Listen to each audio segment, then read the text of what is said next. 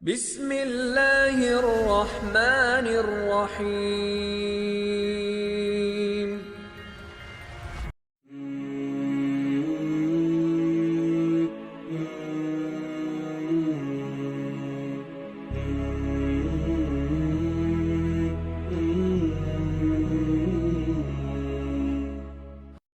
Alhamdulillah, wa salatu wa salam ala rasulillah, wa ba'd. Assalamu alaikum wa rahmatullahi wa barakatuh.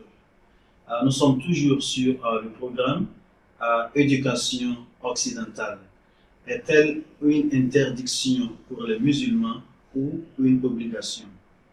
Je m'appelle Teslim Adeyema et j'ai avec moi dans ce studio aujourd'hui l'Oustaz Amoussa Abdel Ghaffar. Assalamu alaikum wa rahmatullah. Wa alaykum salam wa rahmatullah, et aussi l'Oustaz Mohsin Hamza. Assalamu alaikum wa rahmatullah wa barakatuh. Wa alaykum salam wa rahmatullahi wa barakatuh. Dans cet épisode aujourd'hui, il est question du service à la nation au lieu du service seulement à Allah subhanahu wa ta'ala. C'est ça la question aujourd'hui. Et Inch'Allah, les ustaz vont nous aider à faire de lumière sur cette question aujourd'hui, Inch'Allah. Inch'Allah, j'aimerais commencer avec vous, Ustaz Mohsin. Il y a certains musulmans qui croient que toute forme de service national, comme par exemple au Nigeria, il y a ce qu'on appelle le NYSC, le corps de la jeunesse pour le service national. Ils disent que ces genres de services sont des actes d'incrédulité, kufr, parce que ce n'est une forme, parce que c'est une forme de service à la nation au lieu de service à Allah subhanahu wa ta'ala, qui est le seul qui devrait être servi. Il convient également de noter qu'en Hausa, souvent ils appellent ça Bautan Kasa, ce qui signifie littéralement adorer la nation. Est-il permis à un musulman de servir les autres ou sa nation, toute sa nation plutôt, tout en servant à Allah subhanahu wa ta'ala? Alhamdulillah Rabbil Alamin wa salatu wa salam ala Rasulillah. La question de la servitude, ça a rapport avec l'intention. Les anges ont été désignés dans le Coran par des serviteurs. Les prophètes ont été désignés par les serviteurs. Nous aussi également, les êtres humains, tous ceux-là qui adorent Allah véritablement, on les appelle aussi les serviteurs. C'est l'histoire du Ibadur Rahman. Il dit nous sommes les serviteurs de tous miséricordieux. Ibn Taymiyyah, il a défini la servitude par Ismun Jami li kulli ma yuhibbullah wa yardah min al-af'al wal aqwal ad-dhahira wal batina. C'est-à-dire quoi? Ce ne sont pas de l'adoration, ça vient de là.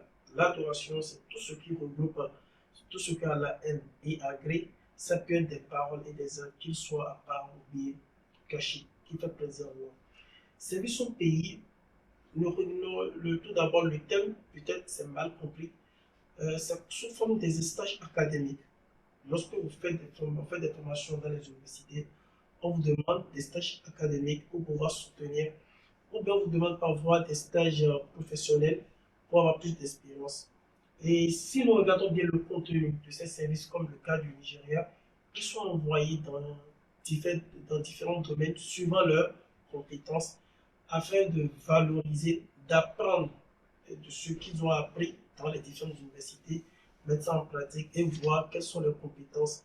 Là, ils seront éligibles pour pouvoir servir le pays. Servir le pays, c'est de participer au développement du pays. Le prophète Mohammed sallallahu alayhi wa sallam dans Bukhari, et il a dit quoi? Le prophète sallallahu alayhi wa sallam, il a dit, tout d'abord dans le livre de Imam Bayhaqi, qu'est-ce qu'il a dit? Il a dit, les meilleurs parmi vous sont ceux qui sont les plus utiles aux autres.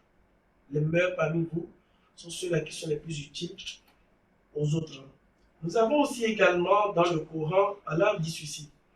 وَإِذْ قَالَ رَبُّكَ لِلْمَلَائِكَةِ إِنِّي جَاعِلٌ فِي الْأَرْضِ خَلِيفَةً. Nous dit Allah, il nous a créés, nous les êtres humains, lorsqu'Allah informa les anges, il a fait de nous des successions sur la terre. Succession sur la terre veut dire nous allons partir laisser des générations. Et chaque génération avec des défis. Le message qui a été envoyé au prophète Moussa n'est pas le même qui a été envoyé au prophète Isa. Allah subhanahu wa ta'ala tient aussi compte des réalités de chaque peuple pour envoyer le message. Maintenant, pour faire face à ce défi, nous sommes des viscères de nous-mêmes sur la terre, c'est-à-dire les successeurs. Nous avons beaucoup de défis, mais il faut servir, il faut participer. Tout cela, c'est participer. Ça ne fait pas des objectifs d'Allah. Le fait de servir la nation ne veut pas dire que vous avez délaissé Dieu. Et c'est une manière de dire que vous contribuez au développement de quoi? De la cité. Donc, il est mauvais de comprendre pour dire servir la nation, comme les Aoussa, ils ont l'habitude de dire, ou des Baoutankasa, ce n'est pas fondé de dire qu'ils sont en train de servir la nation, ils sont des koufs, ils sont des koufars. C'est trop fort de dire cela. Et d'ailleurs même, le prophète Mohammed sallallahu alayhi wa sallam, il a dit ceci dans Tirmidhi, aussi dans le livre de Imam Ahmed, il a dit, montre de la miséricorde à ceux qui sont sur la terre, et celui qui est au ciel te montrera la miséricorde. Cela veut dire quoi? La miséricorde ici, ce n'est pas seulement de pardonner, c'est une manière de dire participer au développement de la cité. Donc on n'a pas le droit de dire, de comprendre mal pour dire servir sa nation. Le comptable, il sert sa nation.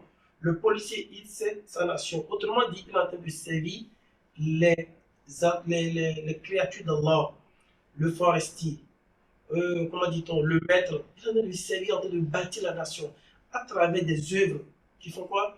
Qui excellent. Pour finir, permettez-moi de réciter ce verset.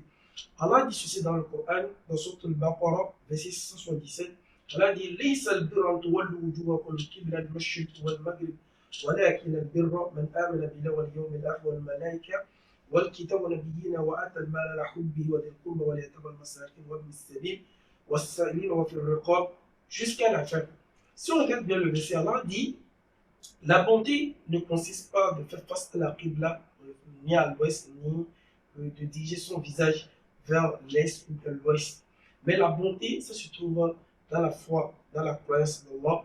Ça se trouve aussi également le fait de donner de son bien. Donner de son bien. Donner de son bien, on dit, et le Coran dit, donner de l'argent à ceux-là que tu aimes, ceux que tu aimes, donne ça à ceux-là que tu aimes, dis le courba à tes proches. Mais sincèrement, pour avoir de l'argent, il faut travailler dans la société. L'argent ne vient pas du ciel. Il faut œuvrer. Et le prophète Muhammad sallallahu alayhi wa sallam, il nous a incité, même le Coran nous a incité de travailler. Le musulman n'est pas un fainéant. Et pour travailler, il faut développer la société pour gagner de l'argent afin de faire quoi? De faire du bien à tes proches et autres. Donc, bref, ce qu'on peut regarder de façon brève, c'est quoi? La servitude ici, c'est le fait de développer sa nation à travers cette compétence et non servir la nation, d'adorer la nation. On n'adore pas la nation, mais on sert sa nation à travers ses compétences.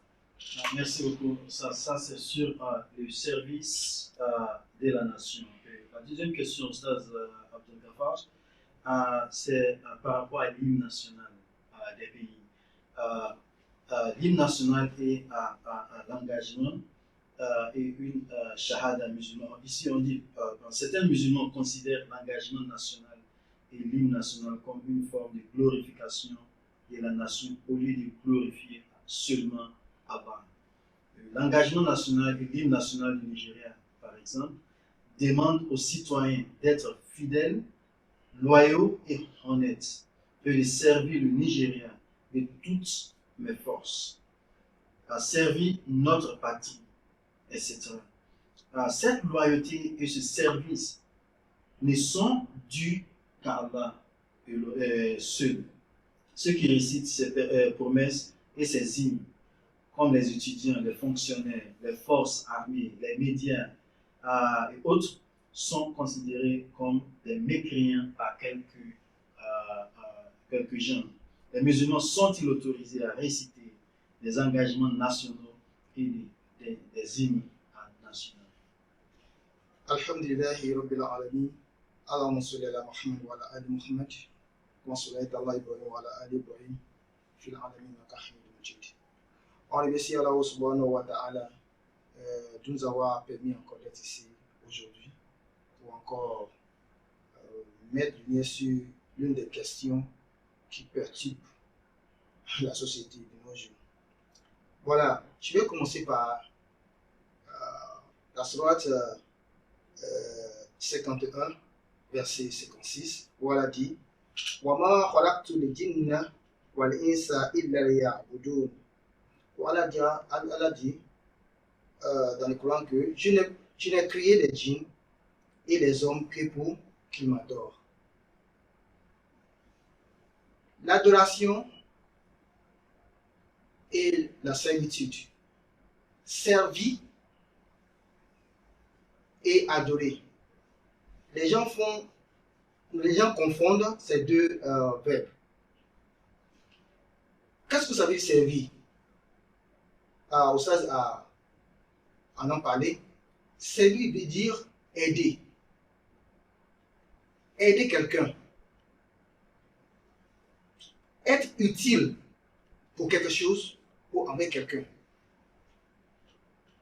Alors que adorer, c'est vouer à un culte, à un Dieu. Vous voyez, dans le sens de la religion. Parce que adorer, ça veut dire aimer plus. Octroyer l'amour profond à quelqu'un ou à une chose. Ou à une chose. Vous voyez, ici, dans la religion, adorer, ça veut dire vénérer un culte à quelqu'un, à un Dieu. C'est quand on avait dit ici que les djinns comme les hommes, Allah nous a créés pour une seule cause, pour une seule raison, c'est de l'adorer. Dans l'hymne national, il y a des parties que certains utilisent et qui disent que c'est prendre l'engagement de l'adoration vis-à-vis de la nation, adorer la nation. Non, ce n'est pas le cas. Par exemple, si on parle de tout, servir la nation de toutes mes forces, si on récite là, quand on dit servir la nation de toutes mes forces, ça veut dire que là où on te met, quel poste on te met, si tu es un gars de sécurité, un militaire, tu dois protéger notre nation. Il ne faut pas aller dormir. Il ne faut pas forcément porter les treillis ou l'uniforme et s'asseoir et l'ennemi passe. Non. Dans n'importe quelle position on te met, tu dois faire de tous tes efforts pour élever haut comme cette nation, ta nation. Vous voyez le sport par exemple, quelqu'un qui a été choisi pour courir au nom de la nation. C'est un engagement, c'est un devoir qu'on lui a donné.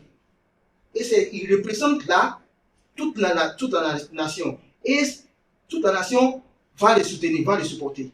Et vous arrivez là-bas, on nous dit, allez, courez, et vous marchez, pendant que les autres courent.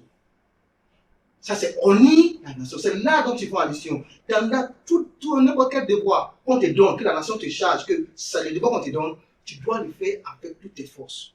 Pour montrer que tu défends, tu représentes bien la nation. Voyez encore, là où ils disent que être honnête, par exemple, si on vous donne un devoir, si vous êtes comptable de l'État, c'est vous qui êtes en charge de l'économie du pays. Et tout l'argent qui devait aller pour développer le pays, vous les dilapidez, vous les envoyez ailleurs. Si vous êtes le président, tout l'argent qui doit servir à développer votre nation, l'argent de tout le monde, vous vous en accaparez et vous dites seulement moi et ma famille. Ah, vous n'êtes pas honnête. Si le peuple vous a choisi et que vous avez mis là, les jours que vous avez dit, je servirai le pays avec toutes mes forces, vous promettez au pays, à cette nation, que vous serez honnête dans les services, dans les devoirs qu'on vous donne. C'est ce que ça veut dire. Alors, si vous renvoyez tout l'argent, tous les devoirs qu'on vous donne, vous les faites de manière malhonnête, et bien sûr, vous avez failli à votre mission. Vous avez échoué. C'est ce que ça veut dire. Ça ne veut pas dire que vous vénérez à votre pays comme un dieu. Non, non, non. Il y a, vous allez m'aider, il y a, je crois que c'est un indice, on dit que ça fait partie de croyance, le fait d'aimer son pays, quoi. Ça peut être hadith, juste un récit. Un récit, que ça fait la croyance.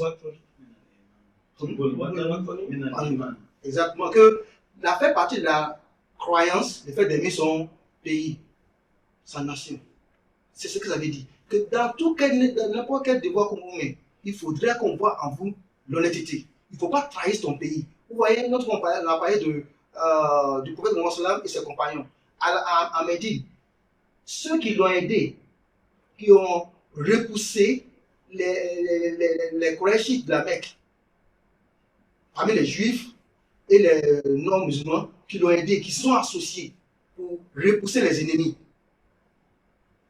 Ils ont eu victoire. Mais quand il y a eu parmi eux l'autre tribu, par exemple la tribu de Nadir, Banu Nadir, quoi, quand ils ont trahi les patries. Qu'est-ce qui est arrivé? Ce sont eux qui voulaient ouvrir, ils ont voulu ouvrir la voie à l'ennemi d'entrée. Et ils veulent mettre le pays à la merci des ennemis pour les détruire. Donc quand vous récitez l'hymne national, vous dites vis-à-vis de la nation, vis-à-vis du pays, que vous allez, les devoirs qu'on vous mettra, les services qu'on mettra à votre position, vous allez les faire avec toute honnêteté et avec votre force. Vous n'allez pas échouer le pays. Mais le préfet de prendre cet engagement ne veut pas dire vous adorez la nation. En fait, vous faites preuve d'être originaire à 100% de ce pays. C'est ce que ça veut dire. Donc, vous voyez, et bien d'autres, comme d'autres, il y a aussi regardez un peu par exemple le Coran 23, chapitre 23, verset 8, où Allah interpelle les croyants. Tous les croyants sont caractérisés dans le Coran comme ceux qui sont fidèles à leurs responsabilités et à leurs promesses. Vous voyez, c'est ce qu'elle a dit dans ce verset-là, le soir 23 et verset 8. Il apparaît donc que tous les croyants sont fidèles à leurs responsabilités et à leurs promesses.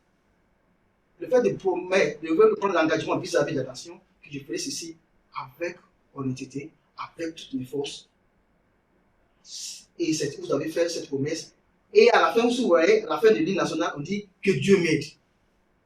Parce que vous avez pris l'engagement, vous avez l'intention de le faire. C'est seulement si Allah veut. C'est seulement si Allah veut. Et si quand vous réussissez, bien sûr, vous avez porté haut à la valeur, la dignité de votre nation. C'est-à-dire que prochainement, s'il y a un autre gouvernement qui a besoin d'une telle personne, bien sûr, ils vont penser à vous. Ils vont vous appeler parce que vous avez respecté votre promesse et vous avez amené à très bien le devoir qu'on vous a confié. C'est ce qu'on nous demande dans l'hymne national. Ce n'est pas pour adorer. Donc, il est permis donc aux musulmans de le laisser l'hymne national. Amen. Merci beaucoup, Ustaz Mohsin. Prochainement lié à ce même sujet d'adoration, de service à la nation, et aussi la problématique de salutation du drapeau national, comme s'il s'agissait d'un culte d'idole. Certains musulmans comprennent que le fait de saluer un drapeau ou un officier supérieur est semblable à un acte de révérence, un acte de vénération et même de culte. Et donc, le considère comme un acte de polythéisme, ce qu'en islam on appelle shirk, et aussi d'incrédulité, ce qu'on appelle kufr. Certains considèrent également le geste de salut comme semblable à la levée de des mains lors de la prière, sauf que cela s'est fait avec une seule main. Saluant un drapeau ou un officier supérieur serait-il considéré comme un acte de kufr dans la loi islamique? Alhamdulillah rabbil alamin wa salatu wa salam ala rasulillah. Amma ba'd, permettez-moi de revenir sur quelques points de l'Oustad concernant l'hymne national.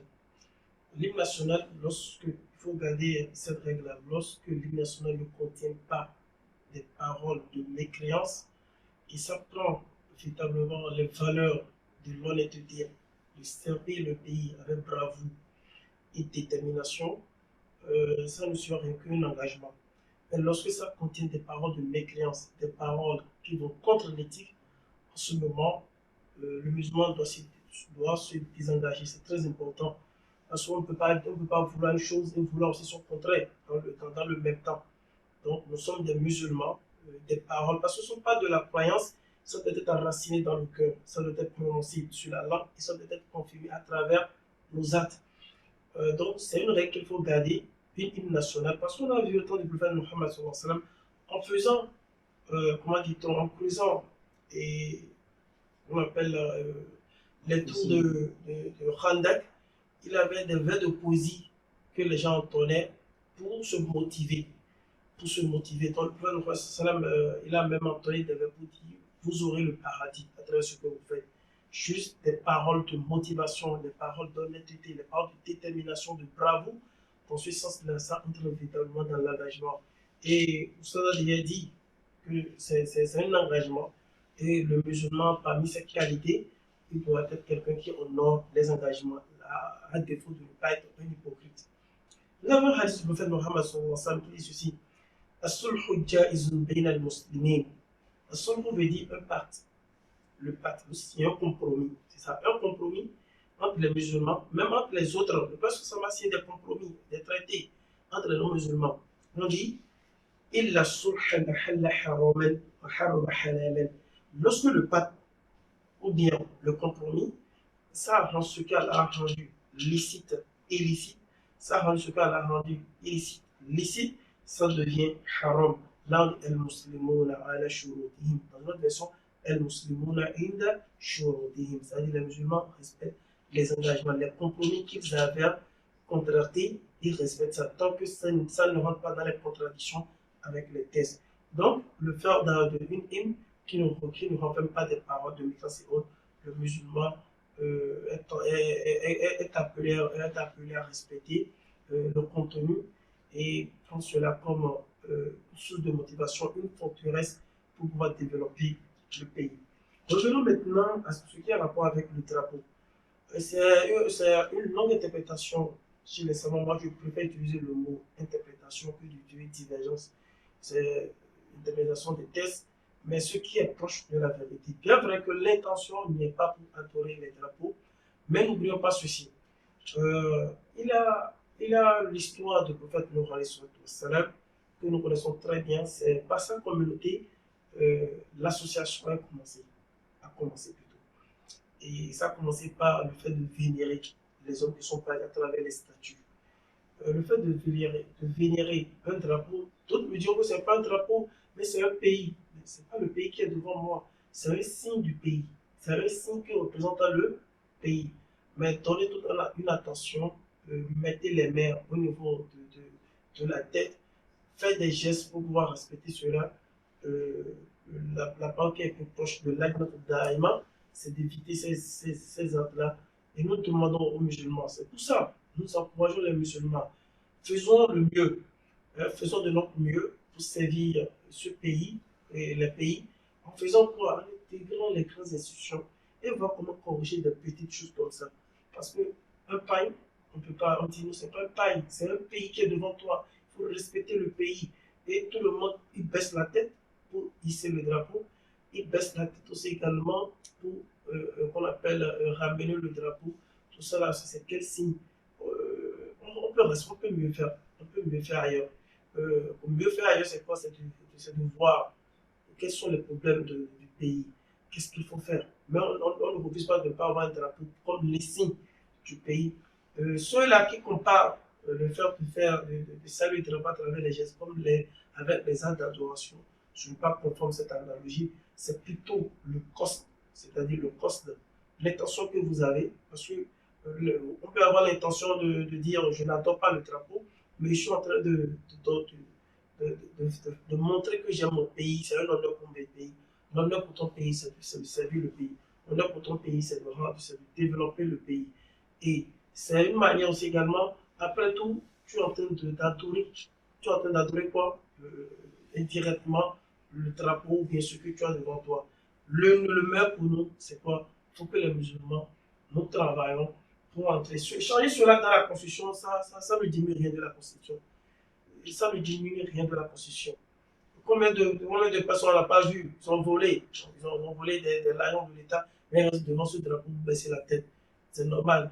C'est normal de baisser la tête parce qu'ils savent que le drapeau n'a rien à voir avec ce que j'ai volé des milliards. Mais tout ce que nous demandons, c'est de penser véritablement au développement du pays. Comment la population va se porter très bien, tracer les voies, aider la jeunesse, faire l'argent, redresser l'économie du pays. Mais des petits détails comme ça, on donne. Je ne sais pas bon, les salons qualifiés de soleil atome, bidon, tout le cas faire. C'est-à-dire une bidon même qui peut te rendre même mécréant. Donc c'est ce que nous pouvons retenir de ça, c'est la parole la plus juste des salons. Wallahu a'lam. Merci beaucoup. Ustaz Abdulghaffar, je ne sais pas si vous avez un dernier commentaire à faire sur cette question. Oui, évidemment, vous savez, le sens a bien fait aussi d'ajouter cela à ce qu'il dit tout à l'heure. L'hymne national, la composition de l'hymne national, les mots là, c'est chaque mot a une masse, a un poids aussi élevé dans le cœur. Ça dépend de la manière dont tu le prends.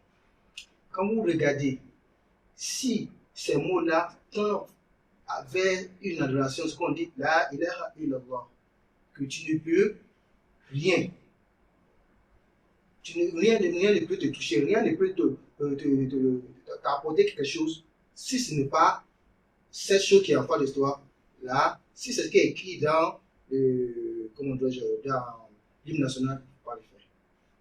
Et donc, et puis aussi, à part les mots qui sont dedans, mais les gestes aussi. Si on a inclus des gestes qui sont utilisés pour adorer, faites très attention aussi. S'incliner, si c'est s'incliner en guise de respect,